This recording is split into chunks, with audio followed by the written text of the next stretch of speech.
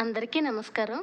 ఈరోజు నేను ఉప్మా ఈజీగా ఎలా ప్రిపేర్ చేసుకోవాలో విధానం చూపిస్తున్నాను. పెళ్ళైన కొత్త వాళ్ళకి అసలు ఉప్మా కూడా పాపం రాదు. అలాంటప్పుడు అత్తలేమో మీరు ఇంట్లో ఏం నేర్చుకున్నారని అడుగుతూ ఉంటారు. మీ అత్తగారికి ఇలా ఉప్మా చేసి పెట్టండి. ఇట్టే మీకు హ్యాట్స్ ఆఫ్ చెప్తారు. ఎందుకంటే అంత టేస్టీగా ఉండిద్ది. మరి చూస్తారు కదా నాతో పాటు. సరే, ఫస్ట్ నేను ఒక కళాయి తీసుకొని 3 టేబుల్ స్పూన్ నెయ్యి వేసుకుని 2 నిమిషాలు కరిగిన తర్వాత ఇప్పుడు 1 టేబుల్ స్పూన్ ఆవాలు ఒక 2 నిమిషాలు వేగిన తర్వాతే జీలకర్ర వేసుకోండి. అది కూడా 1 టేబుల్ స్పూనే. ఇప్పుడు కొద్దిగా 2 రెబ్బలు కరివేపాకు సన్నగా కట్ చేయండి. 2 పచ్చిమిరపకాయలు కూడా బారుగా చిన్నగా కట్ చేయండి. ఇప్పుడు ఒక 2 చిన్న సైజు ఉల్లిపాయలు కూడా తీసుకొని ఇక మొత్తానికి ఒక్కసారి కలుపుకోండి.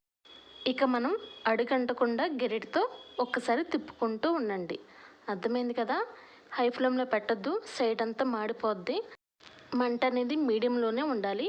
ఇప్పుడు చిన్న సైజు 2 టమాటాలు కూడా ఇలా సన్నగా చిన్నగా కట్ చేయండి.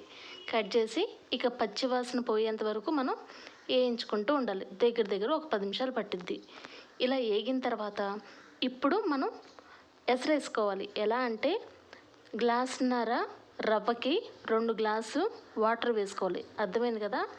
ఇలాంటి గ్లాసులు 2 వేసుకుంటే ఇలాంటి గ్లాసులో 1.5 రవ్వ వేసుకోవాలి. ఇప్పుడు టేస్ట్ తగ్గట్టు సాల్ట్ వేసుకోవాలి.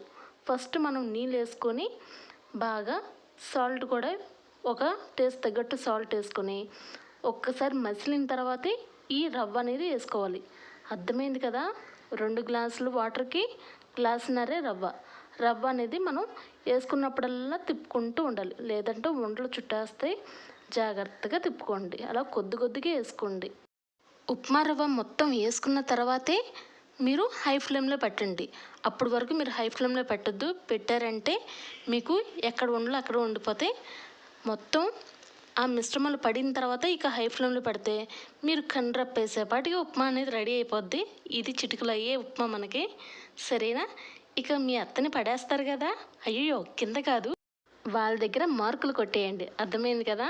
ఇప్పుడు మనం స్టవ్ ఆఫ్ చేసుకున్న తర్వాతే ఇలా కొద్దిగా సన్నగా కట్ చేసిన కొత్తిమీర వేసుకోండి. ఆ వేడికి కొత్తిమీర లాక్కునిద్ది. అర్థమైంది కదా. ఇక మీకు నచ్చింది ఈ రెసిపీ. మరి ఇంకేంటి కానివ్వండి.